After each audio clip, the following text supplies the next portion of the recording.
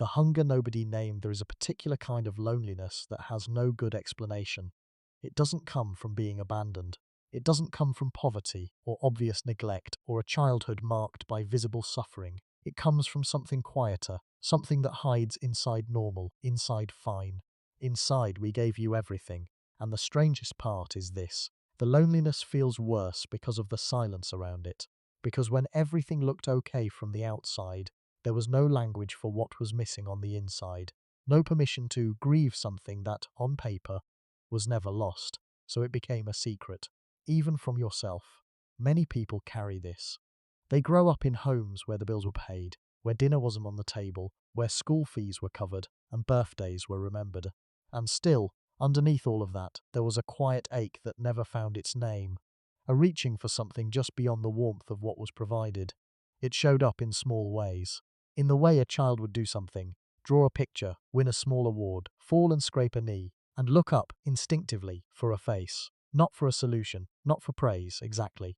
Just for someone to be there with them in that moment, fully, presently, without distraction or impatience or the invisible wall that some parents carried without even knowing it. Sometimes the face was there, but the eyes were somewhere else, and a child notices that, not with words, with the body, with something deep in the chest that registers absence the way skin registers cold. It doesn't need to understand it. It just feels it, and it files it away in a place that takes years, sometimes decades, to open. This is what emotional unavailability does, not loudly, not obviously. It operates in the space between what was given and what was needed, between provision and presence, between a parent who showed up physically and a child who needed to be met, seen, felt, held in a way that went beyond the material. The hunger that grows in that space is real. It is not ingratitude. It is not a failure of perspective. It is not what happens when children are spoiled or don't appreciate what they have. It is something far more fundamental: the hunger for attunement, for the experience of being known, of mattering not because of performance or behavior, but simply because you exist. Many adults who carry this wound struggle to name it even now. They feel vaguely empty in ways they can't explain. They find themselves chasing closeness and then retreating from it. They overgive in relationships, trying to earn what was never freely offered in childhood. They minimize their own pain with phrases like, "My parents did their best," or "Other people had it so much worse." And all of those things may be true, and the ache is still real. Both can exist at once. That is one of the most important things to understand about this kind of wound. It does not require a villain. It does not need your parents to have been cruel or neglectful in ways the world would recognize. It only requires that something essential was consistently missing, and that your nervous system, as a small and dependent child, registered that absence and tried to make sense of it the only way a child can, by wondering if the problem was you. That wondering: am I too much? Am I not enough? Why doesn't this feel like love, even when they say it is? Becomes the inner architecture of a life. It shapes how love is sought and how it is trusted. It shapes the stories told about worthiness and belonging. This documentary is not about blame, it is about recognition, about finally giving a name to something that has been living, unnamed, in the body for a very long time. Because the first step toward anything, toward clarity, toward healing, toward understanding, is the quiet, courageous act of admitting that something hurt, even when it was supposed to be fine. Especially then, when love wore a practical coat, to understand why some parents provide everything and offer so little of what the heart needs. It helps to look not just at the home you grew up in, but at the one they grew up in first. Most emotionally unavailable parents did not choose distance. They inherited it. They were raised in homes where feelings were treated as inconveniences, where strength meant silence, where love was demonstrated through action, working hard, providing, showing up in all the practical ways, and where emotional expression was seen as weakness, or self-indulgence, or simply unnecessary. They were taught, in 1,000 quiet ways, that to be a good parent meant to make sure the child had what they needed to survive, to protect them from hardship, to give them what they themselves never had. And so they did. They worked longer hours, they sacrificed personal comfort, they showed up in every way they knew how, and they believed, genuinely believed, that this was love, because it was the closest thing to love they had ever been shown. No one taught them about attunement. No one modelled emotional presence. No one sat with them in their childhood pain. and said, "Tell me how you feel. I want to understand." So they never learned to do that, not because they didn't care, but because you cannot give what was never given to you. You cannot speak a language you were never taught. This is the inheritance that moves silently through generations. There are also other forces at play. Culture carries enormous weight in how emotional expression is permitted or suppressed. In many families, across many cultures, there exists a deeply held belief that providing materially is the primary duty of a parent. That food, shelter, education, and opportunity represent the fullest expression of love. Emotion in these frameworks is a luxury. Vulnerability is a risk. Expressing tenderness openly is, sometimes, seen as softening the child in ways the world will later punish. These beliefs are not malicious, they are adaptive. They developed in contexts where survival demanded hardness, where there was no room for softness because softness had a cost. But the child growing up in that environment does not know the historical or cultural context of their parents' emotional distance. They only know their own experience. They only know the reaching and the not being met. They only know that something felt missing and that they could not name what it was. There is also the reality of parents who were simply overwhelmed. Parents carrying unresolved grief, anxiety, depression, or trauma, burdens they never addressed, never named, sometimes never even fully acknowledged. A parent who is quietly drowning in their own unprocessed pain has very little capacity to be emotionally present for a child, even when they love that child deeply. The love is real, the capacity is depleted. And then there are those who confused consistency with connection, who believed that being reliable, always there in a physical sense, always providing, always following through on responsibilities, was the same as being present. They confused proximity with intimacy, and because they were never taught the difference, they could not offer it.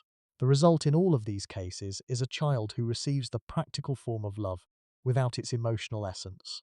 A child who is cared for without being truly cared about in the felt, embodied relational sense that human development requires.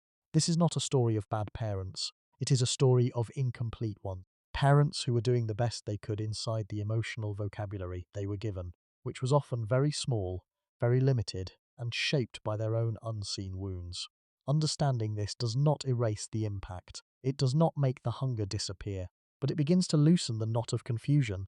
The one that asks, how could they love me and still leave me feeling this way? They could love you and still not know how to show you in the ways your heart needed. Both things lived in the same house. What the nervous system remembers, the body keeps a record of everything, not in memory, exactly. Not in the way a diary records events with dates and details, but in something deeper, in posture, in breath, in the subtle firing of neural pathways that were formed before language existed, in the way a person tenses when someone raises their voice, in the way closeness still feels, sometimes, like danger. Science has a name for what happens when a child's emotional needs go consistently unmet. It is called emotional neglect. And what decades of research in developmental psychology, attachment theory, and neuroscience have confirmed is this: emotional neglect is not a lesser wound. It is a formative one. John Bowlby, the British psychologist who developed attachment theory in the mid-20th century, proposed that human beings are wired for connection from birth, not just physical contact, but emotional attunement. The experience of having a caregiver who responds consistently, sensitively, and accurately to a child's emotional states. This responsiveness does not just feel good, it builds the nervous system. It literally shapes the developing brain. When a caregiver is emotionally attuned, something remarkable happens in the child's body. The stress response system, governed by structures like the amygdala and regulated by the prefrontal cortex, learns to come online and come back down again in a healthy rhythm. The child experiences distress, the caregiver responds with presence and soothing, and the child learns something at a cellular level. The world is safe, I am not alone. When I need help, help comes. This is the foundation of secure attachment. But when a caregiver is emotionally unavailable, consistently unresponsive, dismissive of emotional expression, physically present but psychologically absent, the child's developing nervous system learns something different. It learns that emotional needs are dangerous to express. That vulnerability leads to nothing, or worse, to rejection or irritation. That the internal world must be managed alone. The stress response, in this case, does not learn to regulate, it learns to suppress. The child does not fall apart, they adapt. They become self-sufficient in ways that look, from the outside, impressive, independent, easy, low maintenance. But underneath, the unmet need does not disappear. It goes underground. It lives in the body as a chronic low-level tension, a hypervigilance to the moods of others, a profound difficulty trusting that care, once offered, will last. Researchers like Alan Shaw, who has spent decades studying the neurobiology of emotional development, have documented how early relational experiences shape the right hemisphere of the brain, the hemisphere primarily responsible for emotional processing, self-regulation, and the ability to feel real in one's own experience. When early attunement is absent, the development of this emotional brain is disrupted in ways that persist well into adulthood. This is why people who experienced emotional neglect in childhood often describe a feeling that is difficult to articulate, a flatness, a numbness, an inability to fully access or trust their own emotions. They may know intellectually that they are loved, that they are safe, that things are good, but the felt sense, the bodily, emotional knowing, does not follow, because the body learned, long ago, not to trust it. There is also the concept of emotional attunement, developed by Daniel Stern, who studied the micro-interactions between mothers and infants. Stern observed that attuned caregiving is not just about responding to a child's needs, it is about matching their emotional state, the quality of being felt, of having someone mirror back what is happening inside you, so that you know you are real and that what you experience matters. When that mirroring is absent, when emotional states are consistently ignored, minimized, or met with discomfort, the child loses something subtle but foundational: the ability to feel that their inner life has worth, that what they feel is valid simply because they feel it. This is where the wound lives, not in a single event, in the accumulated absence of being felt. Understanding this does not change the past, but it changes the relationship to it. Because when a person can say, "My nervous system learned something untrue, and my body has been living by that lesson ever since," something shifts. The wound becomes visible, and what is visible can slowly and gently begin to heal. The guilt that guards the wound before the healing, there is often a war. It happens quietly, mostly inside, a conflict between two truths that feel impossible to hold at the same time. The first truth is this: I grew up feeling unseen, emotionally alone, hungry for something I couldn't name. The second truth is this: my parents sacrificed for me. They worked hard, they were there, they loved me in the ways they knew how. Both of these things are real. And yet, for many people, the second truth is used as a weapon against the first, as evidence that the first truth is not allowed to exist. That grief about childhood is a form of betrayal. That feeling unloved when you were provided for makes you ungrateful, selfish, or weak. This is the guilt that guards the wound, and it is one of the most effective barriers to healing that exists. It works like this: a person begins to feel, maybe in therapy, maybe in a quiet moment of honest reflection, maybe reading words like these, a stirring of something old, a grief that has waited a long time to be acknowledged. And just as it starts to rise, the guilt arrives. How dare you? Look at everything they gave you. Look at how hard they tried. Other children had nothing. You had more than enough. And the grief retreats. It goes back underground, back into the body, back into the tightness in the chest, the unnamed sadness, the pattern of never quite feeling worthy of love. This dynamic is reinforced by something deeply human, the love that exists alongside the pain. Because most people who carry this wound do not hate their parents, they love them. They see their humanity. They understand, on some level, the limitations and struggles their parents carried. And this love becomes complicated, because to fully grieve the emotional absence is to risk feeling disloyal, to seem like someone who cannot appreciate what was given. There is also the fear of what full acknowledgement would mean.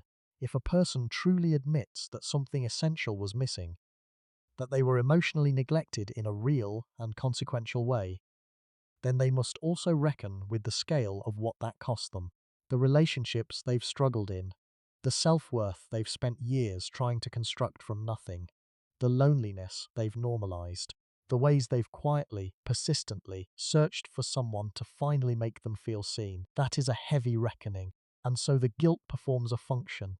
It protects against the enormity of the grief. It keeps the wound at a manageable distance by insisting that the wound isn't real enough to justify the grief. Psychologists call this minimization.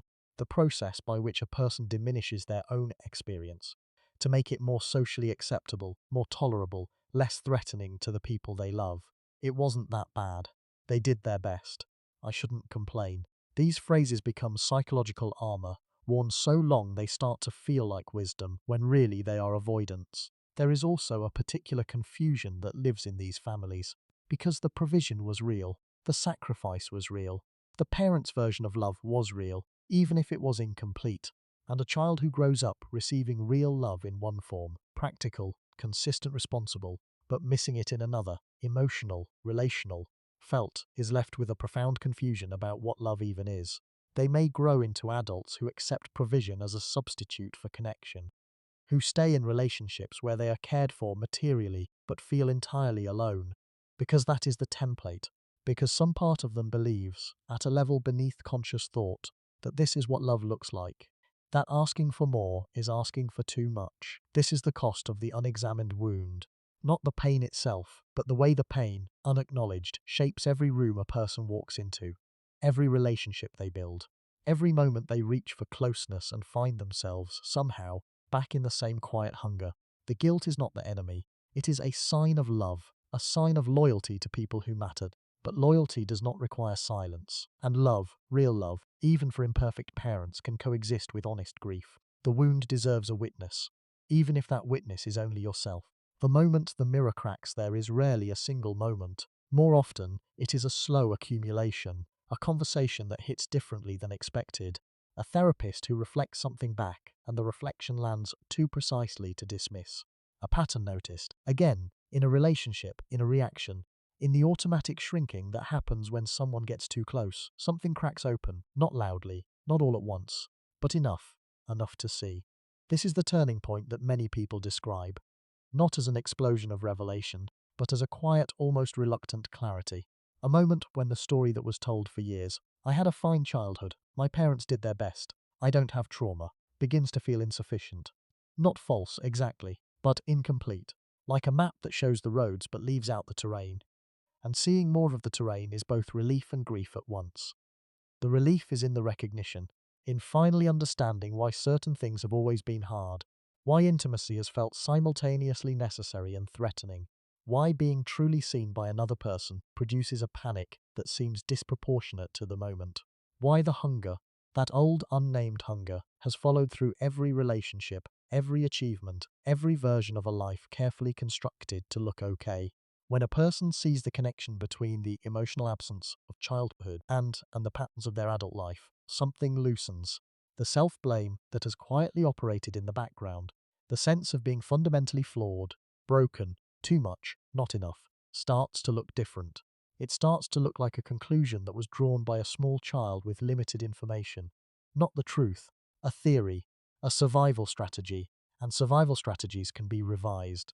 But before the loosening comes the grief, because clarity about what was missing requires admitting, at last, that it was missing, that the childhood was not simply fine, that the loneliness was real, that the hunger was legitimate, and that it went unfed for a very long time. This grief is important. It is not wallowing, it is not getting stuck in the past.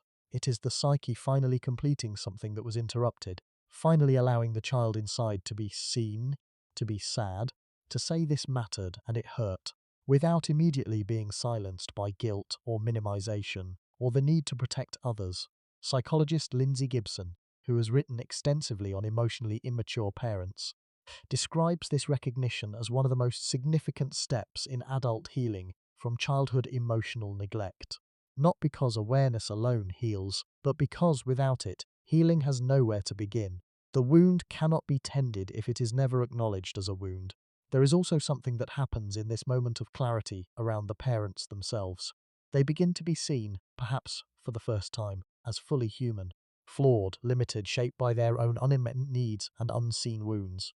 Not villains, not idealized, just people who loved imperfectly, who gave what they could, who passed on what they never processed. This is not the same as excusing. It is not minimizing the impact. It is simply the beginning of holding two realities at once, which is one of the marks of emotional maturity.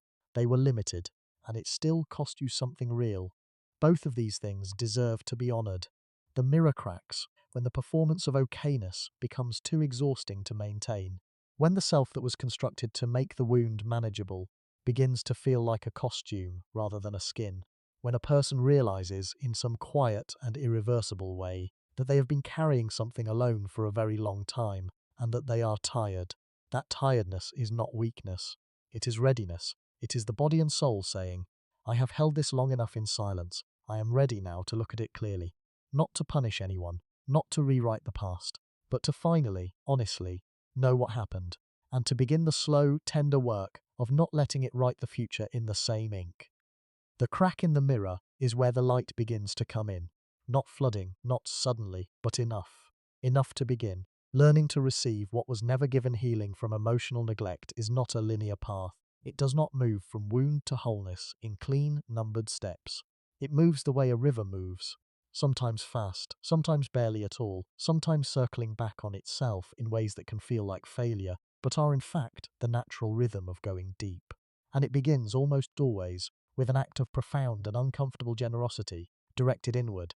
The concept of reparenting has gained significant attention in psychological and therapeutic circles in recent years, and it speaks to something essential about this kind of healing. Reparenting is the process by which an adult learns to offer themselves what was missing in childhood, not to erase the past, not to pretend it didn't happen, but to meet now the needs that went unmet then. To become for oneself the emotionally present, attuned, responsive caregiver that the child needed. This sounds simpler than it is, because many people who experienced emotional neglect have a complicated relationship with their own needs. Having grown up in an environment where emotional needs were invisible, dismissed, or treated as burdens, they often internalize the belief that needing things, emotionally, relationally, was itself a problem, something to manage, something to apologize for. The hunger was real, but expressing it always felt like too much. So the first step in reparenting is often just this: learning to acknowledge that the need exists, not to immediately satisfy it, not to demand it from others, but to simply stop pretending it isn't there. To say with honesty and without shame, I am someone who needed more attunement than I received, and that shaped me, and I deserve the patience it takes to undo that shaping slowly. Self-compassion, in this context, is not a soft or peripheral practice. Researcher Kristin Neff, whose work on self-compassion has been widely studied, has documented how treating oneself with the same warmth and understanding one might offer a struggling friend, rather than the harsh criticism many emotionally neglected people default to, actually rewires the emotional brain over time. It creates new neural pathways that offer an alternative to the self-abandonment that was learned so early. Therapy, when accessible, becomes a powerful environment for this work, not because a therapist can give back what was lost in childhood, but because the therapeutic relationship itself becomes a living experience of being met, of having emotional states responded to with consistency, care, and attunement. For some people, this is the first relationship in their lives where they have been truly heard, and the experience of being heard, repeated over time, teaches the nervous system something it never learned, that it is safe to be known. But healing is not confined to therapy rooms. It lives in the small daily choices to stop minimizing one's own experience, to notice the emotion before suppressing it, to let a kind gesture land rather than deflecting it, to stay present with a feeling rather than immediately analyzing it into something manageable. These are small acts. They do not feel heroic, but they are, neurologically and psychologically, acts of profound transformation. There is also the delicate work of changing relational patterns. People who grew up emotionally neglected often develop what is called anxious or avoidant attachment, a way of relating to others that either clings with a deep fear of abandonment or distances before closeness can be taken away. Recognizing these patterns with curiosity rather than judgment begins to create the space between impulse and action where choice lives. This is where healing happens, not in grand gestures, in the gap, in the pause before retreating, in the breath before shutting down, in the moment of recognizing, I am doing the old thing, the thing I learned to survive. I can do something different now. It takes time. It takes repetition. It takes the willingness to feel things that were long ago locked away and to not be destroyed by them. And slowly, not all at once, not on a schedule, the hunger begins to change its character. It becomes less desperate, less consuming. not because the past changes, but because the present begins to offer something the past could not. The adult learns to receive, not perfectly, not without regression, but genuinely, a little more each time. And that is enough. That has always been enough. The child who still deserves more somewhere inside, the child's div, not as a burden, not as damage, but as a quiet presence. The one who first felt the hunger, first reached for a face that was looking somewhere else, first learned to carry alone what should never have been carried alone. That child did not ask to be born into emotional silence, did not choose the particular limitations of the people who raised them, did not deserve to grow up wondering, in the wordless language of early experience, whether the problem was something fundamental about who they were. They deserved more, not because the parents were monsters, not because the home was broken in any obvious way, but because every child, by virtue of being alive and small and dependent, deserved to be met, to be felt, to have someone turn toward them, fully presently, with no agenda and no distraction, and say with their whole presence, "You matter, you are not too much, I see you." Some children receive this abundantly, some receive it sometimes. Some receive it so rarely that they spend their entire adult lives not quite believing it could be real, not quite able to trust that love, when it finally arrives, is not already on its way out. This is not a personal failing, it is a wound shaped by absence, and wounds shaped by absence are among the quietest and most persistent, precisely because there is nothing to point to, no event to process, only the accumulated weight of what never came. But here is something worth sitting with, quietly. In whatever space these words find you, the fact that you felt the absence means something important. It means the need was always real. It means you were always someone who deserved attunement, connection, emotional presence. The hunger was not a malfunction. It was the correct response to insufficient nourishment. A healthy body registers hunger when it is not fed. A healthy soul does the same. You were not broken for wanting what you needed. You were human. And the work of adulthood, for those who carry this wound, is not to extinguish the need, or to prove it doesn't matter, or to become so self-sufficient that no one is ever needed again. The work is gentler and more profound than that. It is to slowly, carefully build a relationship with oneself that contains what was missing. To become someone who can be present with their own emotional life, without flinching, without fleeing, without the old reflex of dismissal. It is also to grieve, not endlessly, not loudly, but truly. To let the loss be a loss. To acknowledge that something real was absent, that it had real consequences, and that it is appropriate to feel something about that. The grief is not weakness. It is the closing of a circle that has been open too long. It is the acknowledgement that what happened mattered. And gradually, not because the past changes, but because the relationship to it does, something shifts. The hunger is still there sometimes, in quiet moments, in old reflexes, in the way closeness can still feel, occasionally, like territory that needs to be navigated carefully, but it becomes less defining, less like a cavity at the center of things and more like a scar, still visible, still real, but no longer the wound it once was. There is tenderness in this, for the parents who did not know how to give what was most needed, for the culture and history that shaped them into their limitations, for the child who waited and adapted and learned to be fine when they were not fine, and most of all, for the adult who finally turned around and looked at that child, who finally said, in whatever quiet, internal way this recognition takes place, "I see you, I know what it cost you, I know you deserved more, you did, you still do. And it is not too late, not ever too late, to begin living as though that is true. This is not the end of the story. It is the place where the real one begins."